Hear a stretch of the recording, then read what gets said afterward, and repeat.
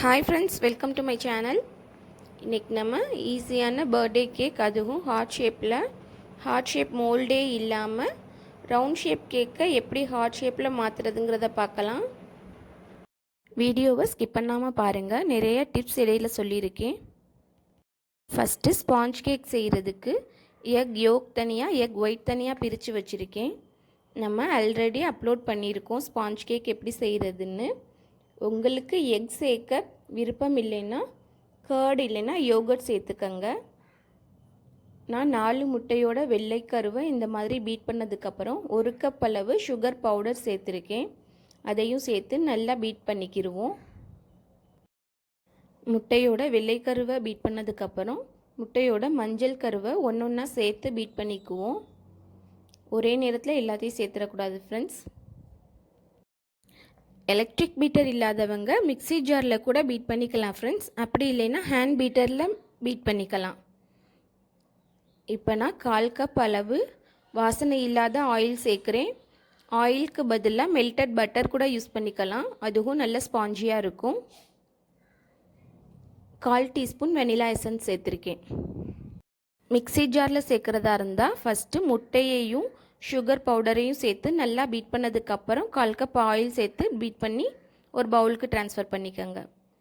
இப்போ try ingredients எல்லாத்தையும் சேர்த்துருவோம். 1 கப் அளவு மைதா, 1 teaspoon baking powder, 1/2 teaspoon baking soda, 1/4 teaspoon உப்பு. இது எல்லாத்தையும் சேர்த்து நல்லா சலிச்சு வச்சுக்குவோம். சலிச்சு வச்ச மாவை இதில் பாதி பாதியாக சேர்த்துக்குவோம். ஒரே ட்ரிப்லேயே சேர்த்துடக்கூடாது. அதே மாதிரி மாவு சேர்க்கையில் எலக்ட்ரிக் பீட்டர் யூஸ் பண்ணக்கூடாது ஃப்ரெண்ட்ஸ். கேக்கு ஸ்பாஞ்சியாக வராது. நான் எப்படி மிக்ஸ் பண்ணுறேனோ அதே மாதிரி ஒரே டைரெக்ஷன்லேயே மிக்ஸ் பண்ணிக்கோங்க. கேக்கில் முட்டை சேர்க்க பிடிக்காதவங்க 4 முட்டைக்கு பதிலாக 1 கப் அளவு திக்கான கர்டு சேர்த்துக்கலாம். கேக் செய்ய போகிற பாத்திரத்தை ஒரு 10 நிமிஷம் ப்ரீஹீட் பண்ணி வச்சுக்கோங்க ஃப்ரெண்ட்ஸ். கேக் பேட்டரோட கன்சிஸ்டன்சி இந்த மாதிரி இருக்கணும். திக்காக இருந்துச்சுன்னா கொஞ்சமாக பால் சேர்த்துக்கோங்க. இப்போ கேக் டின்னில் நான் பட்டர் ஷீட் போட்டு ஆயில் க்ரீஸ் பண்ணி மைதா மாவு டஸ்ட் பண்ணி வச்சுருக்கேன். பட்டர் பேப்பர் இல்லைனாலும் ஆயில் க்ரீஸ் பண்ணி மைதா மாவு டஸ்ட் பண்ணிக்கோங்க, ஒட்டாமல் வந்துடும். இப்போவுமே கேக் டின்னோட 3/4 அளவுக்கு பேட்டர் இருக்க மாதிரி பார்த்துக்கோங்க, இல்லைன்னா பொங்கி வழிஞ்சிரும். இப்போ கேக் டின்னை நம்ம உள்ளே வச்சு நல்லா க்ளோஸ் பண்ணிடலாம்.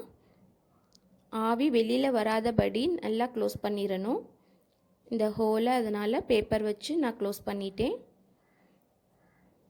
இது ஒரு 30லேருந்து 40 நிமிஷம் வரையும் பேக் ஆகட்டும். இப்போ 35 நிமிஷம் ஆயிடுச்சு. கேக் நல்லா பேக்காகி வந்துருச்சு. இந்த மாதிரி ஒரு குச்சியை விட்டு பார்த்தா 2 பக்கமும் ஒட்டாமல் வரணும். ஃப்ளேமை பொறுத்து கேக் வேகிறதுக்கு 35லேருந்து 45 நிமிஷம் வரையும் ஆகும் ஃப்ரெண்ட்ஸ்.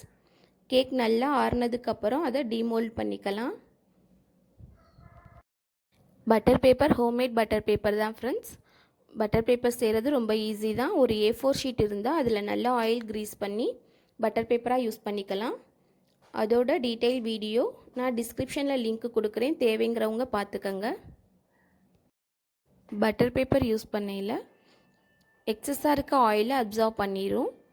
அதே சமயம் ஒரு 5 நிமிஷம் 10 நிமிஷம் அதிகமான நேரம் வேக விட்டாலும் அடி கருகாது. பாருங்கள் எவ்வளோ ஸ்பாஞ்சியாக அடி கருகாமல் வந்திருக்குன்னு. கேக் நல்லா ஆறுனதுக்கு அப்புறம் தான் கட் பண்ணணும். கட் பண்ணுறது இந்த மாதிரி நைஃப் வச்சு கட் பண்ணிங்கன்னா ரொம்ப ஈஸியாக இருக்கும். இப்போ நான் 3 லேயர்ஸாக கேக்கை கட் பண்ண போகிறேன். நீங்கள் 2 லேயர்ஸாக கூட கட் பண்ணிக்கலாம் ஃப்ரெண்ட்ஸ். இந்த டர்ன் டேபிள் ஐடியா முன்னாடியே வீடியோ போட்டிருக்கேன் ஃப்ரெண்ட்ஸ், தேவைங்கிறவங்க செக் பண்ணிக்கோங்க. டிஸ்கிரிப்ஷனில் லிங்க் கொடுக்குறேன்.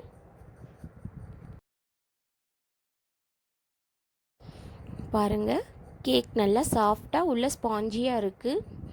நான் சொன்ன அளவுகளையும் நான் எந்த ஆர்டரில் இன்க்ரீடியன்ஸை சேர்த்தனோ அதே ஆர்டரில் நீங்களும் சேர்த்து கேக் செஞ்சு பாருங்கள். உங்களுக்கும் இதே மாதிரி ஸ்பாஞ்ச் கேக் கிடைக்கும் ஃப்ரெண்ட்ஸ்.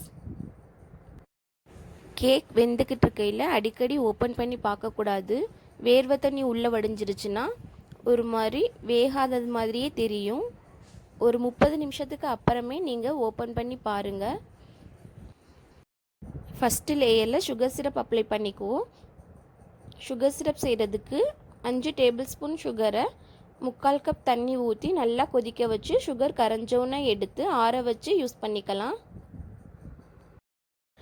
நான் கடையில் வாங்கின விப்டு க்ரீம் யூஸ் பண்ணியிருக்கேன் ஃப்ரெண்ட்ஸ். இதோட வீடியோ இதுக்கு முன்னாடியே அப்லோட் பண்ணியிருக்கேன்.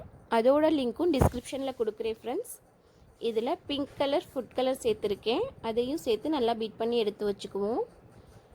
க்ரீம் எப்போ யூஸ் பண்ண போகிறோமோ அது வரையும் க்ரீம் ஃப்ரிட்ஜில் வச்சுக்கோங்க. அப்போ தான் மெல்ட் ஆகாமல் இருக்கும். இப்போ க்ரீமை கேக்கில் அப்ளை பண்ணிக்குவோம். கேக்கில் க்ரீம் அப்ளை பண்ணுறதுக்குன்னு ஒரு நைஃப் இருக்குது ஃப்ரெண்ட்ஸ்.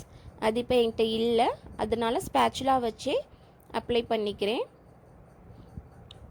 அந்த நைஃப் வச்சு அப்ளை பண்ணால் இன்னும் நல்லா சமமாக வரும். செகண்ட் லேயரையும் வச்சு அது மேலே சுகர் சிரப் சேர்த்து அதுக்கப்புறம் க்ரீம் அப்ளை பண்ணிக்கலாம். விப்டு க்ரீம் இல்லாதவங்க நிறையா கேக் க்ரீம் ரெசிபி நம்ம சேனலில் அப்லோட் பண்ணியிருக்கோம். அதோட லிங்க்கும் டிஸ்கிரிப்ஷனில் கொடுக்குறேன். தேவைங்கிறவங்க செக் பண்ணிக்கோங்க. அப்படி இல்லைன்னா கேக் ரெசிபீஸுங்கிற ப்ளேலிஸ்ட்டில் கேக் சம்மந்தப்பட்ட எல்லா வீடியோஸுமே இருக்குது ஃப்ரெண்ட்ஸ். அங்கே போயும் பார்த்துக்கலாம்.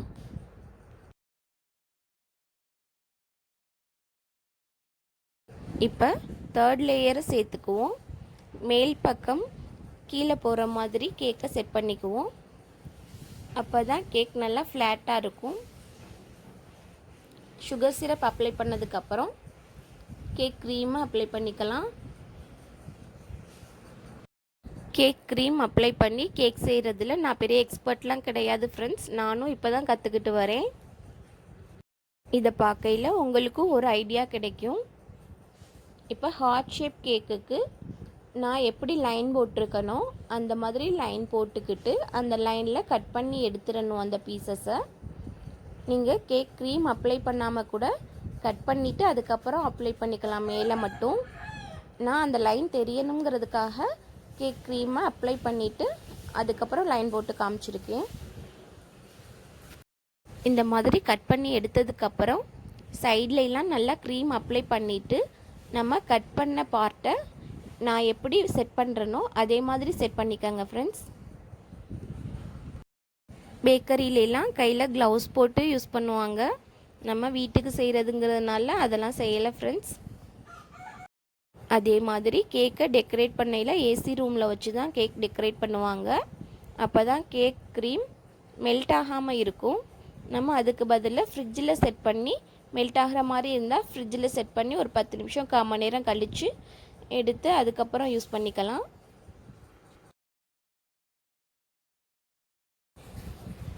எல்லா இடத்துலையும் கேப் இல்லாமல் கேக் க்ரீமை அப்ளை பண்ணி இதை ஒரு 10 நிமிஷம் அப்படியே ஃப்ரிட்ஜில் வச்சுருந்து அதுக்கப்புறம் எடுத்து மேலே டெக்கரேட் பண்ணிக்கலாம். இப்போ ஒரு 10 நிமிஷம் கழித்து ஃப்ரிட்ஜிலேருந்து எடுத்துட்டேன். நான் ஓப்பன் ஸ்டார் நாசில் சேர்த்து இந்த மாதிரி ஃப்ளவர் வரைஞ்சிக்கிறேன் ஃப்ரெண்ட்ஸ். பைப்பிங் பேக் நாசில்ஸ்லாம் எப்படி செய்கிறதுங்கிற வீடியோஸ் நம்ம சேனல்லே இருக்குது. அதோட லிங்க்கும் டிஸ்கிரிப்ஷனில் கொடுக்குறேன். இல்லைன்னா கேக் ரெசிபீஸுங்கிற ப்ளேலிஸ்ட்டில் போய் பார்த்துக்கங்க ஃப்ரெண்ட்ஸ். எல்லார்கிட்டேயும் பைப்பிங் பேக் நாசில்ஸ்லாம் இருக்காது. அதனால் நம்ம வீட்லேயே ஈஸியாக செஞ்சிடலாம். அது ரொம்ப கஷ்டம்லாம் கிடையாது. கேக் ஃபுல்லாக ஃப்ளவர் போட்டதுக்கப்புறம் மேலே கோல்டன் கலர் சுகர் பால் சேர்க்குறேன். இது சில்வர் கலர்லேயும் கிடைக்கிது. எது வேணுமோ வாங்கி யூஸ் பண்ணிக்கலாம். ஓகே ஃப்ரெண்ட்ஸ், இந்த வீடியோ உங்களுக்கு பிடிச்சிருந்தா லைக் பண்ணுங்கள், ஷேர் பண்ணுங்கள், மறக்காமல் சப்ஸ்கிரைப் பண்ணுங்கள். தேங்க்யூ.